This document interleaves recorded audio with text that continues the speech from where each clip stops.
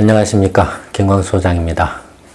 2017년 5월 첫 번째 동영상 촬영을 시작하겠습니다. 동영상은 이제 5월부터는 2편을 제작을 합니다. 지금까지는 이제 월 4편을 제작을 했었는데, 이제부터는 이제 2편으로 줄일까 합니다. 줄이는 이유는 포럼, 다음 카페는 김광수 경제연구소 포럼 공지글에도 말씀을 드렸는데, 지난달 말부터 이제, 지난달부터인가요? 4월부터, 김광수의 경제데이트라는 팟캐스트 방송을 다시 재개를 했습니다. 그래서 매주 이제 한 차례씩 1시간 정도로 팟캐스트를 이제 제작을 하고 있는데, 다소 좀 팟캐스트 제작으로 인해서 부담이 좀 늘어나서, 그래서 동영상 촬영을 4편 하는 걸 2편으로 이렇게 줄이기로 했습니다. 지금까지 이제 2편 이상 공부방에서 동영상을 이용하신 그런 공부방에서는 2편 정도는 이제 지금 계속 제작을 할 테니까 활용을 하시고, 나머지는 이제 자체 발제를 하시든가 아니면 경제데이트 팟캐스트 방송, 다소 분량이 깁니다. 1시간 정도니까.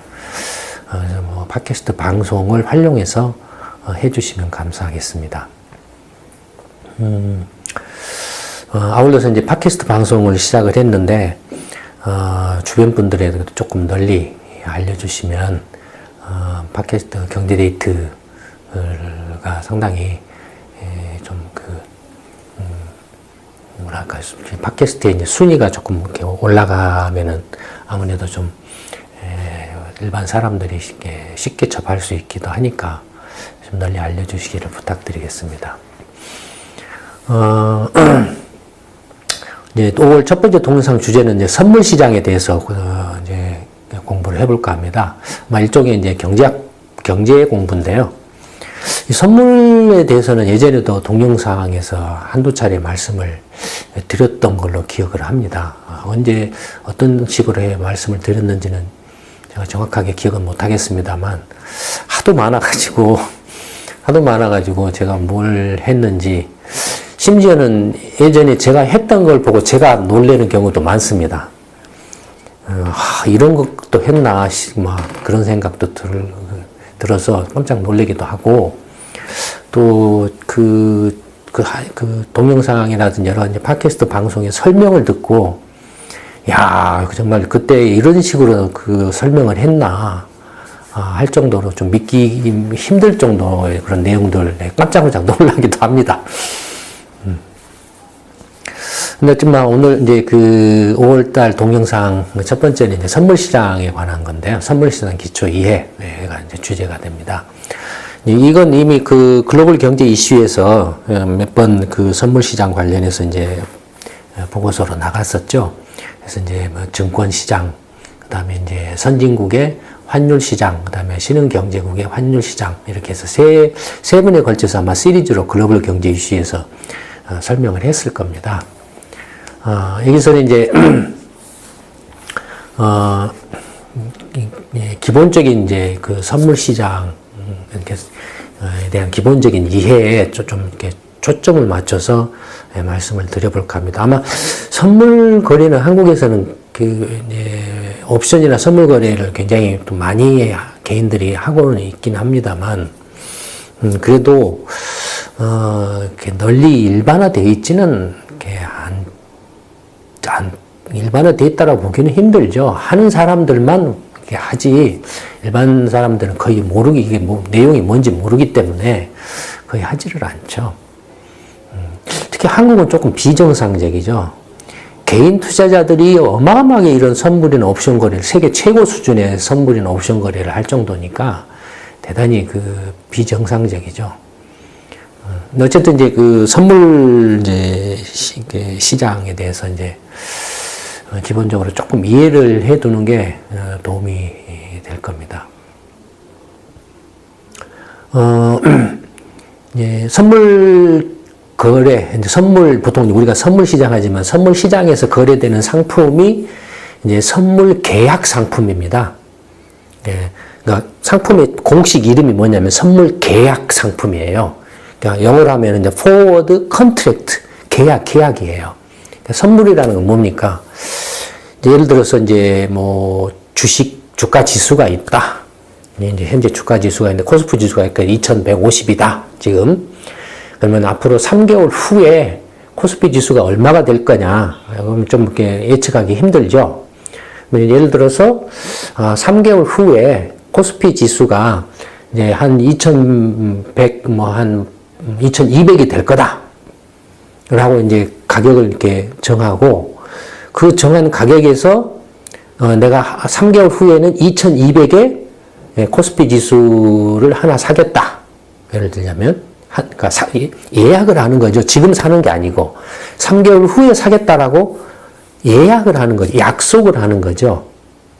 내가 사겠다. 아니면 반대로, 3개월 후에 나는 2200에 코스피 지수를 한 개 팔겠다라는 예약을 하는 거죠. 파는 예약을 하는 거죠. 그러니까 약속을 하는 거예요. 그러니까 선물은 뭡니까? 선물 상품. 기본적으로 약속 상품이에요. 예약 상품이에요. 그래서 계약이에요. 계약. 약속을 이렇게 맺는 거예요. 계약이에요. 무슨 말인지 아시겠죠? 그러니까 선물 상품은 계약이라는 거, 약속이라는 거죠. 약속을 하는데 문제는 뭡니까? 약속만 하면은 실제로 3개월 후에 가서 나 지금 이제 사겠다라고 해놓고는 안 사면 어떻게 합니까? 안 되잖아요. 그래서 이제 약속을 지키라는 이제 조건으로 이렇게 뭐랍니까? 보증금을 걸어요. 보증금을. 그게 이제 증거금이에요. 보증금을 거는데 보증금이 요새는 얼마인지 모르겠습니다만 대충 이제 한 15%에서 20% 정도 될 겁니다. 그러니까 2,200이라고 하면은 뭐 20%면은 근데 440 정도를 보증금으로 거는 거예요. 지금 걸어놓고 약속을 이제 맺는 거예요. 계약 체결하는 거예요. 이게 이제 선물입니다. 그러니까 그게 금이 됐든 달러가 됐든 주식이 됐든 뭐 채권이 됐든 그러니까 모든 선물 상품은 다 기본적으로 계약 상품이에요. 약속 상품이에요. 그걸 이렇게 이해를 먼저 확실하게 해 두실 필요가 있습니다. 그 다음에 선물은 말 그대로 앞으로 미래의 어느 시점에서 사고 팔겠다라는 거예요. 지금 사고 팔고 하는 게 아니고. 그래서 선물이죠. forward예요. 미래의 어떤 시점에서 사고 판다라는 거죠. 이게 이제 현물은 뭡니까? 지금 사고 팔고 하는 것이 현물이죠. 그러니까 현물과 선물의 차이점이 이제 그겁니다. 현물은 지금 사고 팔고 하는 거. 선물은 미래의 어떤 시점, 아까 말씀드렸던 3개월 후면은 3개월 후에 사고 팔고 한다라는 거죠. 그러니까 거래 시점이 달라요. 이게 이제 선물에 대한 최소한의 이제 기본적인 이제 이해입니다. 지식입니다. 그런데 계약이기 때문에 주식은 그대로 주식을 사면은 내가 주식을 갖죠. 또 주식을 팔면 어떻습니까? 내가 갖고 있던 주식을 팔아버리면은 내가 가지고 있던 주식이 없어지죠. 그러니까 주식이 없는 거예요. 그렇죠? 근데 선물은 어떻습니까? 선물은 지금 이렇게 사고 팔고 하는 게 아니에요. 물건 현물을 가지고 사고 팔고 하는 게 아니고 3개월 후에 사겠다 팔겠다는 약속이에요. 그러니까 지금 선물 계약을 맺으면은 그 약속은 3개월 그 만기 시점까지 계속 남아있겠죠. 약속은 계속. 예. 내가 사겠다라고 하는 약속은 계속 3개월 후까지 계속 유지가 되죠. 팔겠다라고 약속한 것도 3개월 후까지 유지가 되죠. 그러니까 선물은 어떻습니까?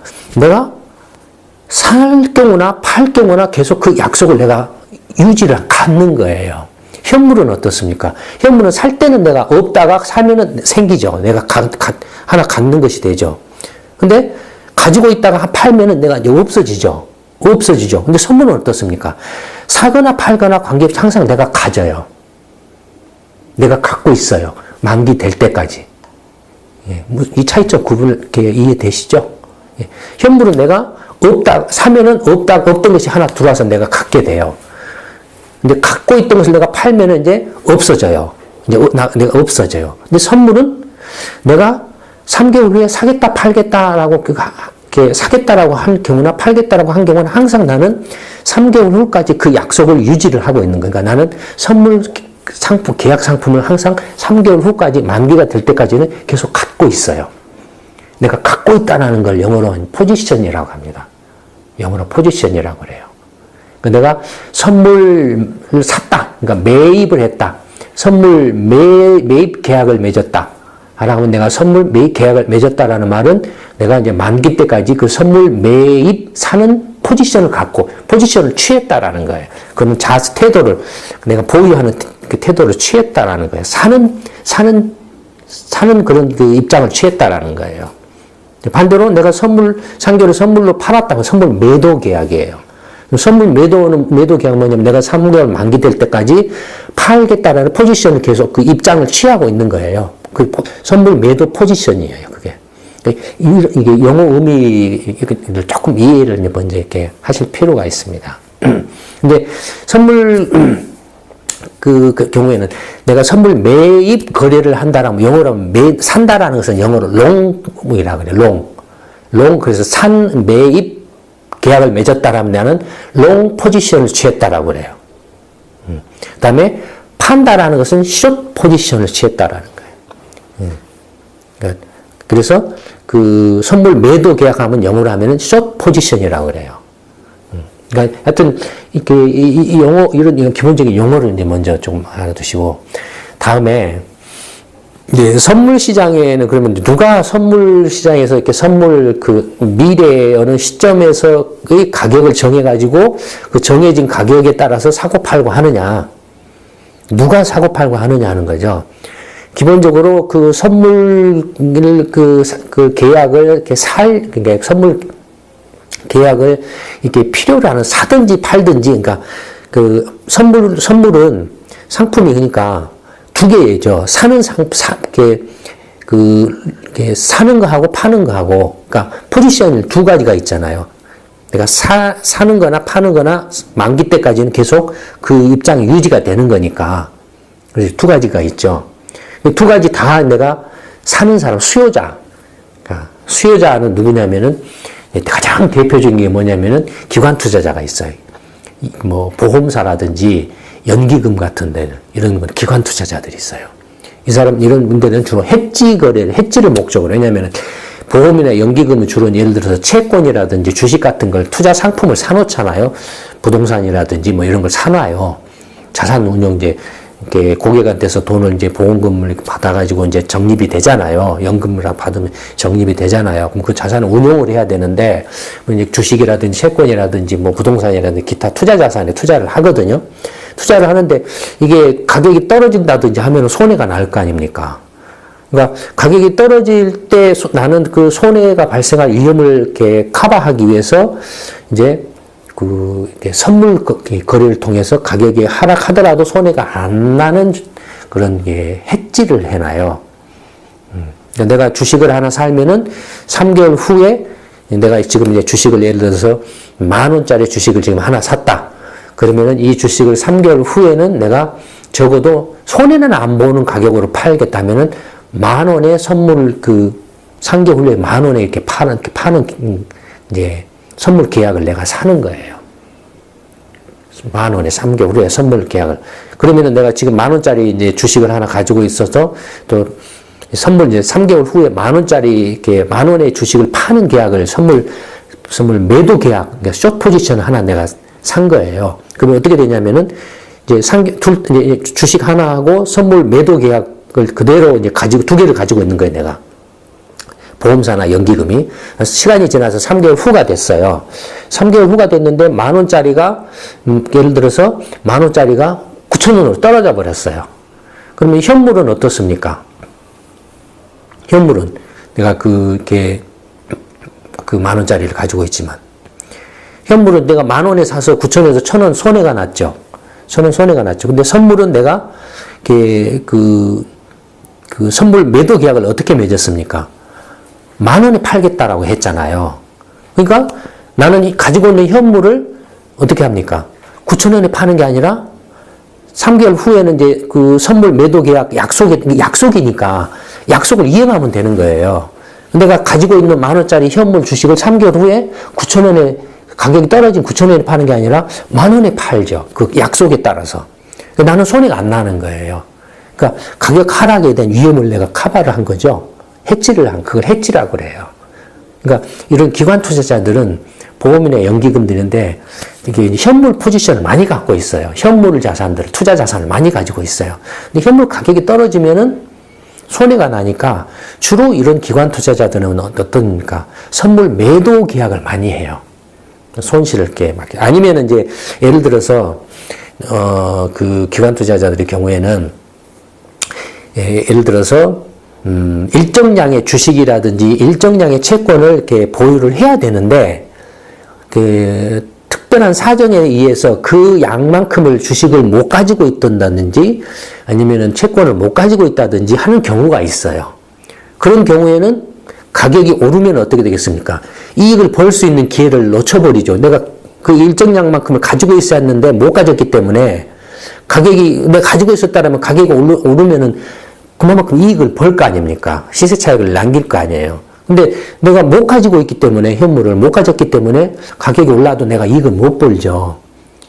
그럴 경우에 이제 현물 매수 계약 포지션, 그러니까 롱 포지션을 취하는 거죠.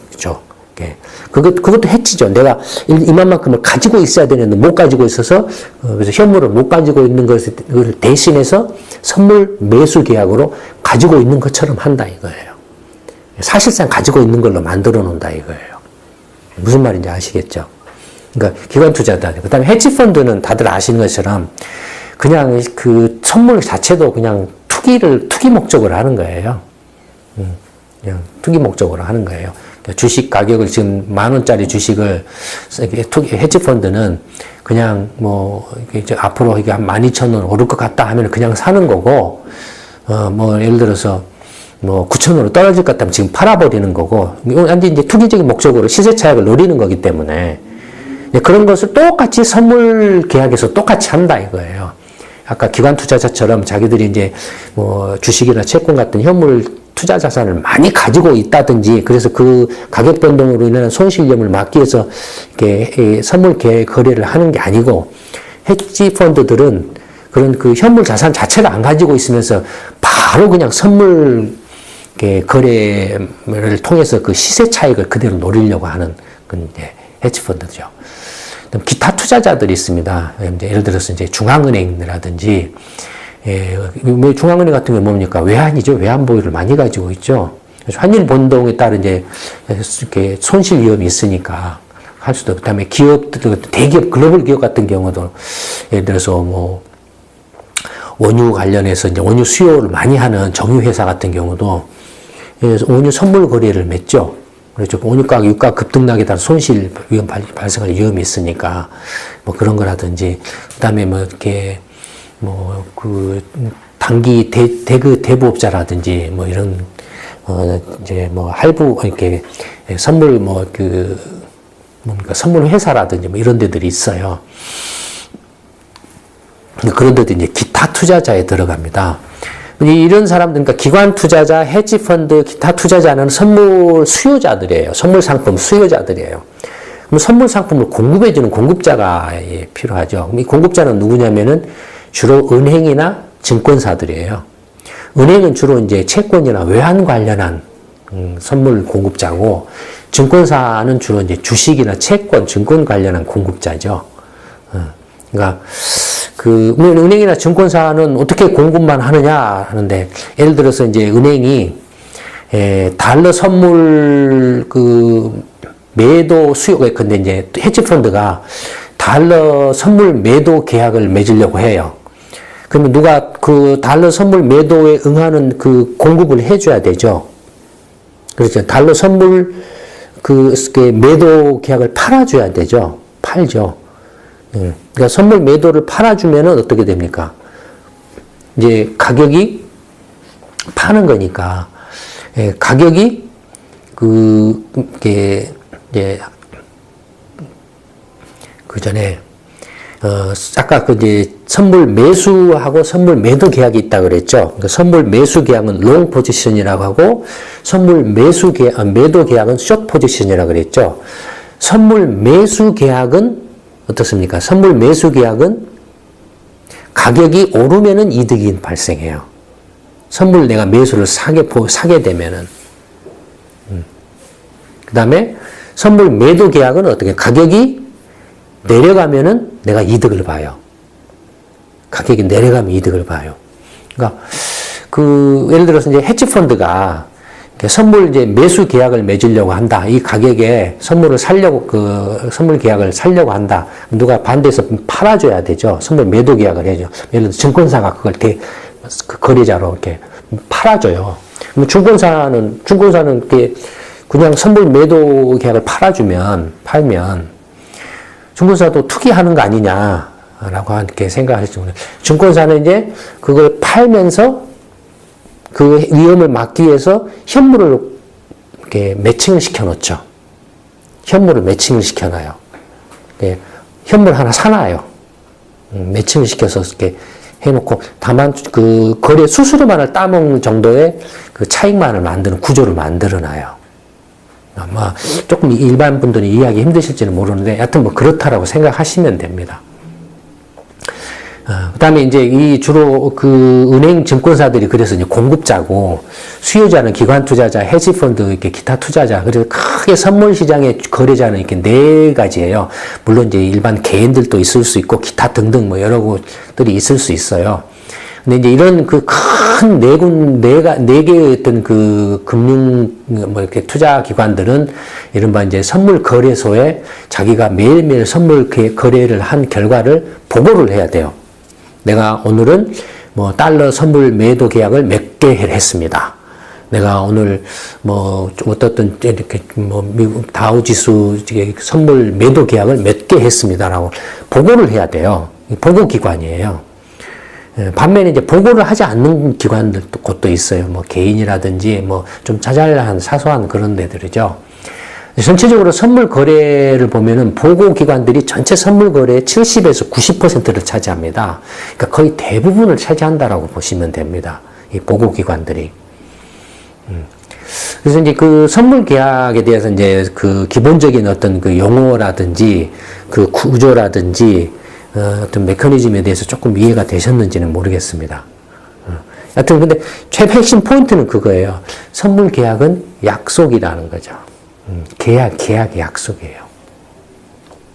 자, 그러면 이제 기본적인 이제 용어들이나 개념들을 이제 이해를 하시고 한번 구체적인 사례를 한번 봐보도록 하겠습니다. 이게 뭐냐면 미국 다우존스 지수의 선물 이제 거래 미국 선물 시장 전체에 선물하고 옵션을 다 합쳐놓은 건데, 어쨌든 선물 시장 전체에 다우존스라는 주가 지수 있지 않습니까? 주가 지수를 기준으로 한 선물 거래의 추이를 나타내고 있습니다. 다우지수는 선물 계약 단위가 어떻게 되냐면은, 다우지수가 지금 한 2만 포인트 정도 됩니까? 그렇죠? 2만 포인트라고 하면 거기다가 곱하기 5달러를 해요. 그러면 10만 달러가 되죠? 그러니까 이 다우지수 곱하기 5달러예요. 이게 한 거래 계약 단위예요. 그러니까 내가 다우지수 선물 매수나 매도 계약을 한 단위를 하려면 적어도 10만 달러를 가지고 있어야 한 계약을 해요. 2계약을 하려면 20만 달러, 3계약을 하려면 30만 달러. 그러니까 선물의 거래 단위가 크죠. 예를 들어서 다우지수 곱하기 5달러, 그러니까 다우지수 선물 계약 단위는 10만 달러인데, 곱하기 5해서 10만 달러인데, 그러면 내가 실제로 10만 달러의 다우지수 선물 계약 한 단위를 거래하려면은 돈이 얼마가 필요하겠습니까?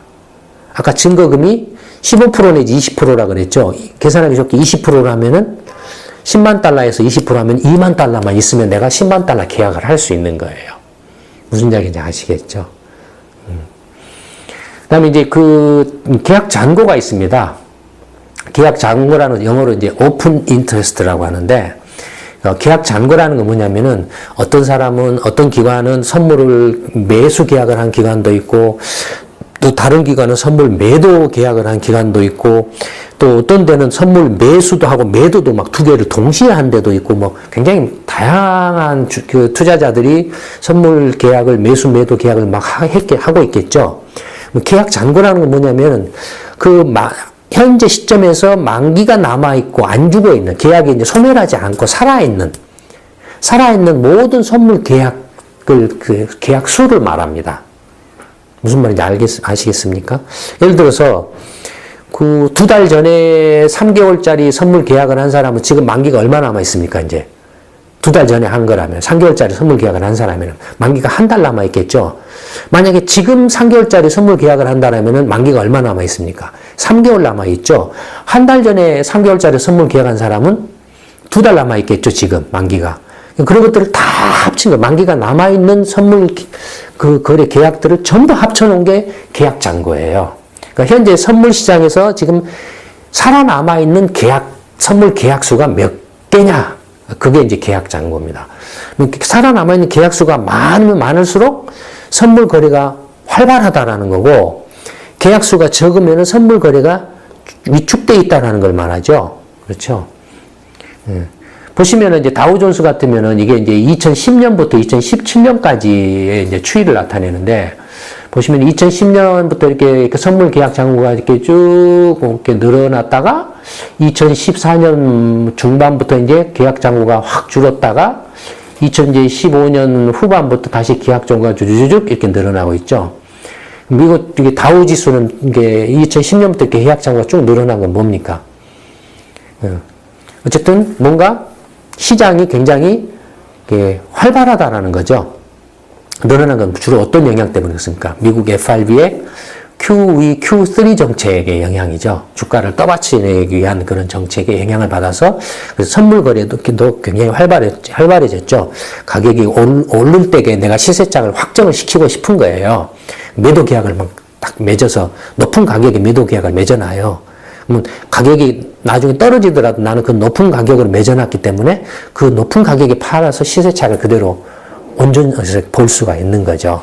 뭐 예를 그런다든지 아니면 이제 지금 가격이 상당히 높다라고 보고 앞으로는 떨어질 거야라고 하고서 매도 계약을 맺는다든지 뭐 이런 것들이 있을 수 있죠. 그런 것들이 이제 어쨌든 전체적으로 보면 이제 시장이 상당히 지금 활발한 것을 말하고, 그러다가 이제 2014년 후반부터 이렇게 선물 계약자가 쭉 줄어든 건 뭡니까? 그래서 이렇게 줄어든 것은 이제 출구 전략을 할 때죠, FRB가. 출구 전략을 해서 이제 주가가 조금 이렇게 주춤할 때, 주식시장이 좀 불확실해졌을 때.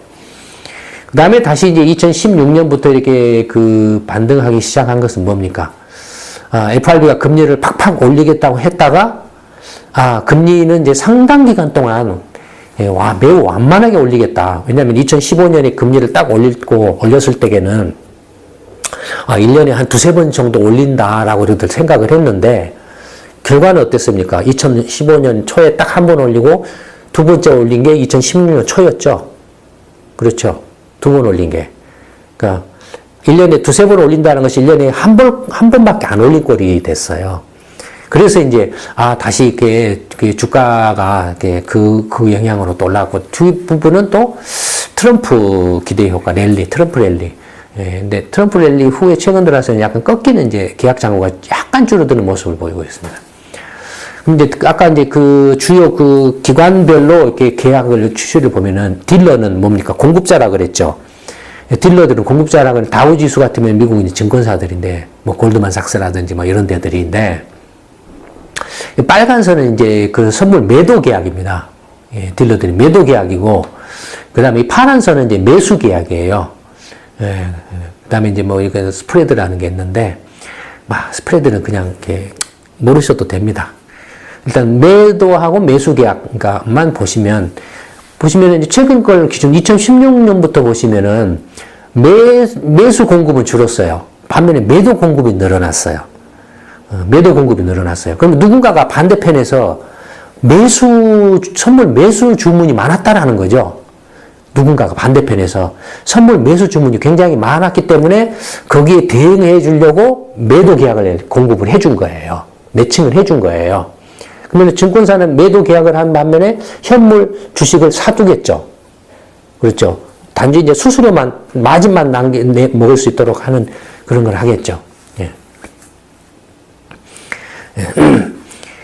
그러면 이제 그 공급자고, 그 다음에 이제 그 수요자, 선물 거래 수요자는 아까 말씀드린 기관 투자자, 헤지펀드, 기타 투자자, 그 다음에 이제 비보고 기관, 이렇게 나누는데, 먼저 기관 투자자는 이제 예컨대 보험이나 연기금 같은 경우를 보면은, 전체적으로 보면은 주로 이게 미국 주가지수 선물거래, 주 선물거래 거래자는 누굽니까? 수요자는. 헤지펀드죠. 그러니까 투기거래죠. 그렇죠. 그러니까 미국 주식시장 주가 움직임은 투기가 좌우를 한다. 이걸 봐도 금방 알 수 있죠. 그렇잖아요. 거래 주체, 그 투자 주체별 주로 거래, 선물 거래 그 계약 그 추이를 보면 압도적으로 헤지펀드가 많잖아요. 거래가. 기관 투자자는 얼마 안 되잖아요. 기타노도 거의 없잖아요. 개인들이나 기타 등등 거의 없잖아요. 비보고도. 거의 주로 헤지펀드들이에요. 헤지펀드는 뭡니까? 투기적 목적 시세 차익을 놓기 위한 단타 거래자들이죠. 단타 거래자들이에요. 기관 투자자는 뭡니까? 기본적으로 해지 수요자라, 해지 거래자라고 그랬죠. 기관 투자는 현물을 많이 보유를 하고 있기 때문에, 현물을 많이 보유하고 있기 때문에, 가급적이면은 어떤 매도 계약을 이렇게 필요하다는 매도 계약을 맺는다든지 아니면은 일정, 의무 보유 비율이 있어요. 보험사나 연기금 같으면 주식이나 채권이나 안전자산 뭐 기타 등등에 적어도 운용 자산의 몇 %는 의무적으로 보유를 해야 된다라는 그런 것들이 있어요. 아니면 그 기관 투자자별로 내부적인 어떤 규칙들을 정해놔요. 그래서 그 의무 보유 비율에 미치지 못할 경우에는 선물 매수 거래를 통해서 그걸 메꾸죠. 보완을 해놓죠. 뭐 그런 거예요. 보시면은 이렇게 기관 투자자가 거래는 거의 없지만 주로 뭡니까? 2012년 이 무렵부터, 그러니까 QE3 할 때부터 선물 매수 거래를 약간 늘려오고 있고, 2016년부터는 선물 매수 거래를 조금 늘려오고 있죠. 선물 매수 거래를 약간 늘려오고 있죠. 기관 투자자들이. 그러니까 뭐냐면 선물 매수 거래를 늘려왔다라는 것은 기관 투자자들 입장에서는 뭡니까? 현물, 의무 보유, 뭐라 할까요? 그 의무 보유 현물이 아직 좀 다 채우지 못했다든지, 아니면은 현물보다는 선물 매수를 통해서 미래의 가격 상승으로 인한 시세 차익을 조금 확보를 해두려는 그런 거. 아니면은 지금 이렇게 보유하고 있는 현물을 이렇게 매도를 할 수 있잖아요. 그러니까 이렇게 현물을, 주식을 보유를 하고 있는데 주식을 팔아요. 팔고서 주식을 당장 이렇게 사기보다는 어느 정도 시차를 두고 살 수도 있겠죠. 그렇죠. 지금 당장에 어떤 주식을 팔았을 때는 이제 주식을 팔아서 얻은 현금은 뭡니까? 보험사 같으면 고객한테 근데 보험금을 지급을 해준다든지 하겠죠. 그렇지만 이제 주식을 팔았기 때문에 보유 주식이 줄어들었을 것 아닙니까? 그러면 줄어든 만큼을 다시 이렇게 메워놔야 되겠죠. 그러면 선물 매수 계약을 맺겠죠. 그걸로 메꾼다 이거예요.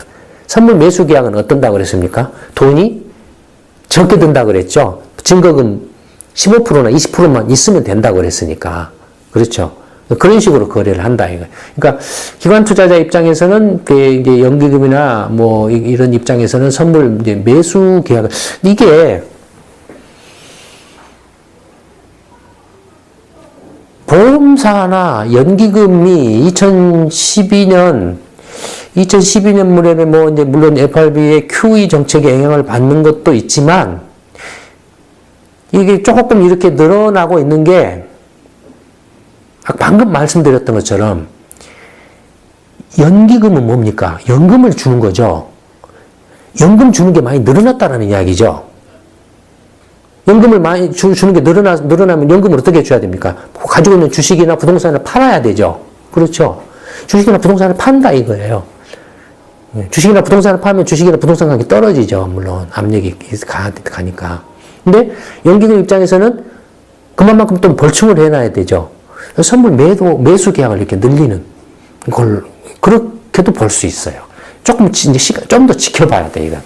앞으로 계속 기관 투자자들의 이렇게 선물 매수 계약이 지속적으로 늘어날지는 좀 지켜봐야 돼 이게. 그런 고령화에 기인하는 건지. 그 다음에 이제 헤지펀드 같은 경우는 이제 보시는 것처럼 2012년부터 14년까지 쭉 늘었다가 다시 이제 14년에 이렇게 줄었다가 2016년부터 급증했다가 이제 후반 트럼프 랠리가 시작된부터는 다시 조금 이렇게 줄어들고 있죠.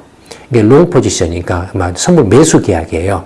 그러니까 2016년부터 주가가 오른다라고 본 거예요. 헤지 펀드들은. 주가가 오른다라고 보고서 선물 매수 계약을 막 해놓은 거예요. 그 다음에 트럼프 랠리가 시작되면서 이제 오를 만큼 올랐다고 해가지고 약간 선물 매수 강도를 좀 줄이고 있죠. 예, 줄이고 있어요. 그러니까 지금 헤지 펀드들이 선물 매수 규모를 줄이고 있기 때문에 지금 주가가 18,000에서 21,000까지 툭 뛰었다가 지금 이제 2만 한 500 왔다 갔다 하고 있죠. 좀 떨어지고 있죠. 뭐 그런 거입니다. 이렇게 보는 거죠. 예, 다음에는 이제 근데 일본 니케이 지수 같은 경우, 니케이 지수는 지금 어떻습니까? 18,000 이런 정도 되죠. 계산하기 좋게 한 2만 포인트라고 치면 니케이 지수는 곱하기 500엔이에요. 그 계약 단위가. 그러면은 2만 곱하기 500이면은 얼마입니까? 10,000만엔이죠. 그러니까 10,000만엔이 한 계약 단위예요. 그럼 10,000만엔짜리 선물 니케이 지수 선물 거래를 하려면은 증거금이 20%라고 하면 200만엔이 있어야 돼요. 200만엔을 증거금으로 내놓고 1,000만엔짜리 선물 계약 한 단위를 사고 팔고 할 수 있는 거죠. 뭐 그런 겁니다. 니케이 지수 계약 잔고를 보면은 2013년부터 누두두둑 올라갔죠. 이거 뭡니까? 아베노믹스 시작할 때예요. 아베노믹스 시작할 때 누두두둑 올랐다가 그 다음에 2015년부터는 두루루룩 꼬꾸라지고 있죠. 꼬꾸라지다가 2016년 후반부터는 꼬꾸라지는 게 좀 멈추고 있죠. 예. 그러니까 거의 일본 주가 지수하고 연동을 하고 있죠. 니케이 지수 움직임하고. 그다음에 이제 투자 기관별로 보면은 딜러 같은 경우는 선물 매수 계약이 쭉 줄고 있고 매도 계약이 약간 늘어났죠. 2015년 이 무렵부터. 그럼 이제 조금 이제 근데 일본 기관 투자자 같으면은 2013년부터 이렇게 보험사나 연기금이 이렇게 이제 매수 계약이 늘어났어요. 이건 뭡니까? 일본 공적 연금 운용기관 이제 GIFF라는 GIPF인가 GPIF인가 정확하게 제가 기억을 못 하는데 주식 운용을 늘리면서 이렇게 일어난 현상이죠. 법적으로 이제 주식 운용 비율을 25%까지인가 50%까지인가 이렇게 늘리는 걸로 이렇게 돼 있죠. 그러면서 이제 선물 매수 계약이 이렇게 늘어났고, 물론 다만 늘어나는 게 불규칙한데, 이게 이제 주기적으로 이렇게 일어난다라는 것은 아까 말씀드렸던 그 연기금이 이제 연초에 이제 투자 포트폴리오 운영 전략을 이제 정하고 그때 이제 매입한다든지 하는 그런 것을 반영한다라고도 볼 수 있죠. 그 다음에 이제 매도는 이렇게 일시적으로 조금 이렇게 2016년에 일시적으로 좀 있었고, 그 다음에 헤지펀드 같은 경우는 2013년부터 막 매수 계약이 늘었다가 2016년부터 이제 매수가 급감을 했죠. 그러니까 이제 일본에서 아베노믹스로 단물을 쫙 빨아먹고 난 후에 더 이상 이제 빨아먹을 게 없다 해가지고 쭉 빠져버리는 거죠. 그런 모습이죠. 반면에 헤지펀드는 이제 일본은 이제 팔아야 돼 하고 이제 매도 계약이 조금 늘어나고 있죠, 최근에. 그런 겁니다.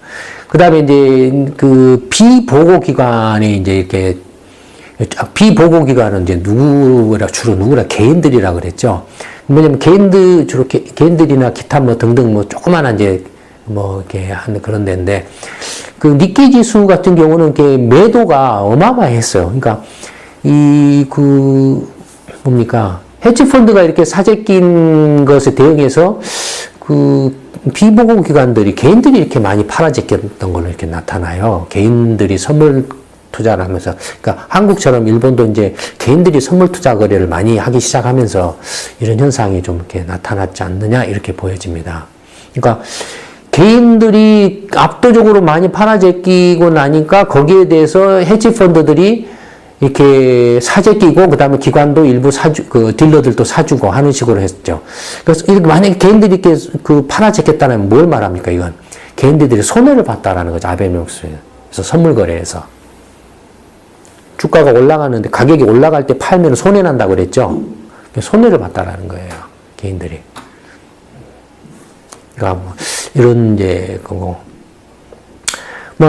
주가 두 가지 예를 이렇게 봤습니다만, 선물 시장에 대해서는 이제 대충 이런 겁니다. 근데 아마 일반 개인분들은 웬만하면은 이런, 파생상품 시장, 선물 시장이나 옵션 시장 같은 경우에는, 웬만하면 하지 않는 게 좋습니다. 전문성이나 이런 것들.